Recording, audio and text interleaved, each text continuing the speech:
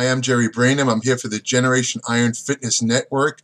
In my first video, I introduced myself, gave you a little bit of my background. If you don't know me, you feel free to check that video.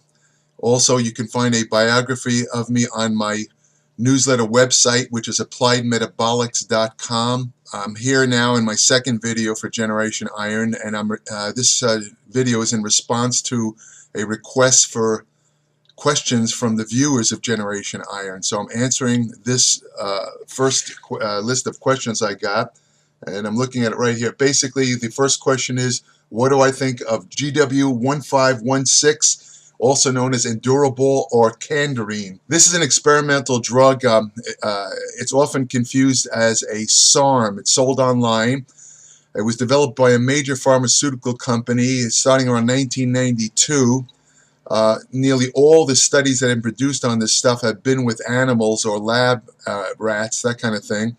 It was actually developed by the drug company to treat conditions such as obesity, the metabolic syndrome, which is a precursor of cardiovascular disease, and diabetes, possibly. In other words, as you could probably surmise, this particular drug works through increasing what they call a metabolic oxidation effect, or basically increases the use of fatty acids as a source of energy, and it decreases the use of glycogen. So it spares glycogen and it increases fatty acids. So now the interesting thing, the really fascinating thing is, when they gave it to the rats, they noticed a tremendous effect on muscular endurance.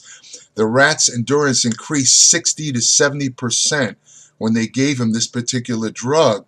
And again, it has to do with the fact that the rats were much more able to use fatty acids or fat, and also the drug seemed to be able to push glucose into the muscle more efficiently. So you could say that the energy stores in the rats were maximized when they used this particular drug, or I should say when they were given this particular drug. The thing to remember about this is that when they gave the drug to rats that didn't exercise, in other words, sedentary rats, the drug had no effect. So it basically works with exercise. And again, it's being sold as what they call a SARM, which stands for Selective Androgen Receptor Modulator. These are drugs that are not anabolic steroids, but they interact with the androgen receptor. They're being developed as a possible replacement for testosterone therapy, where you have a deficiency of testosterone.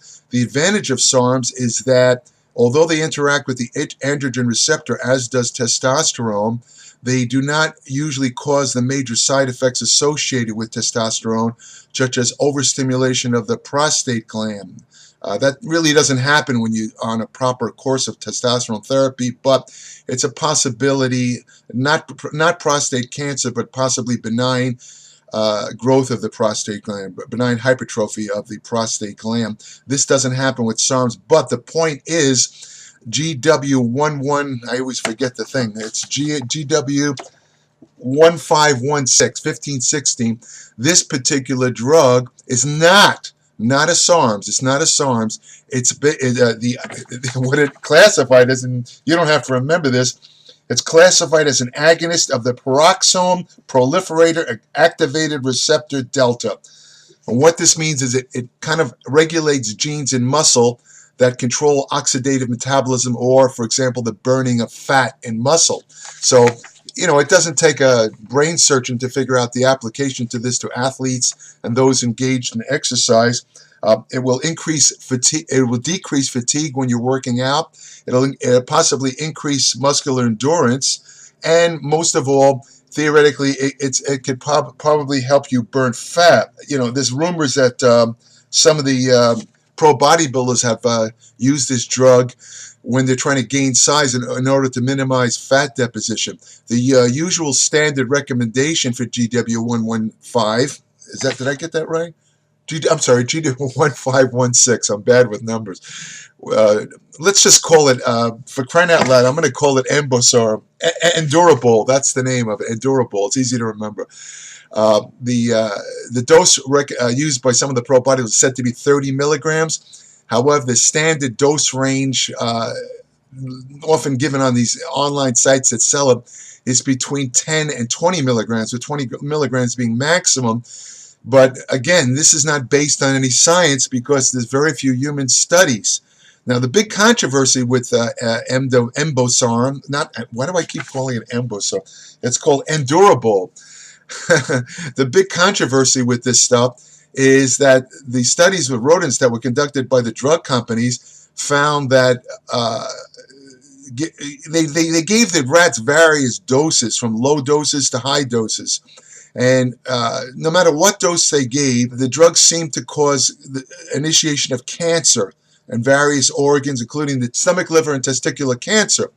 Now, the thing is, the online sites that sell this point out that the dosages that were provided to the rats were much higher than any human would consume, which is true.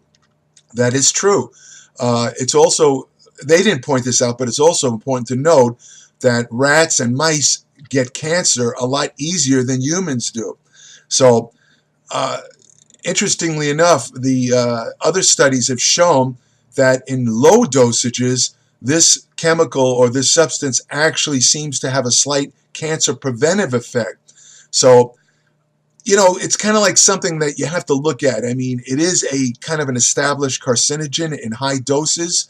And the problem that I see with this stuff is that everybody varies in their, let's say, tendency to get cancer. We're all born with these genes called oncogenes, which are growth-promoting genes. When they're in the right place on the cell, they promote normal cellular growth. However, through reasons that really aren't known, kind of a mutation effect, some of these oncogenes wind up on cells that they're not supposed to be at, and nothing happens unless they're exposed to a carcinogen.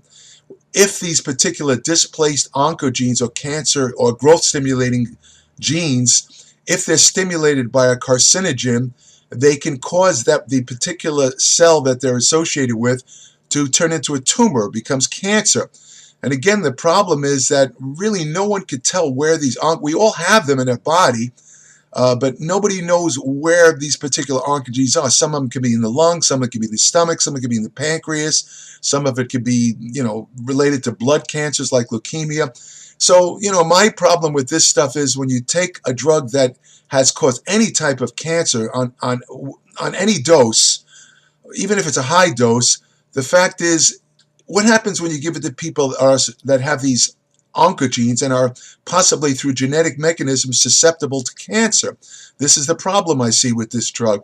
In other words, it may not do anything, or in certain rare individuals, it could possibly initiate cancer. As far as I know, there's no record, I have to be clear, there's no record of this stuff actually causing human cancer. But it has caused cancer in a lot of lab rats. So, if you want to use this stuff, it's a kind of a crapshoot as far as from a health point of view. The other thing that bothers me about this and the SARMs drugs that are being sold online is that most of the raw material for this stuff emanates from China, which has the worst record of quality control of any country on earth. So, in other words, you don't know if you're buying this stuff, you don't know if it's the real stuff. You don't know if the potency correct. I mean, you could be getting the real stuff where the potency doesn't match the label. So that's another problem I see, because you have to understand, this GW stuff was discontinued by the major drug company that was developing it, because it caused these cancers in the lab animals, and the drug company didn't want to take the risk of litigation if they released it for human use and it caused cancer in humans. They'd be sued for millions. So they just basically stopped the research and discontinued it. But the formula got, a couple of people got a hold of the formula, and it's being sold online now. So that's something to consider about, again, the purpose of it mainly is to increase muscular endurance and increase fat oxidation. If you do get the real stuff, honestly, to be really honest, it probably will work. And it probably will work at a dosage of about 20 milligrams a day. So based on what I told you, if you want to try it, go ahead.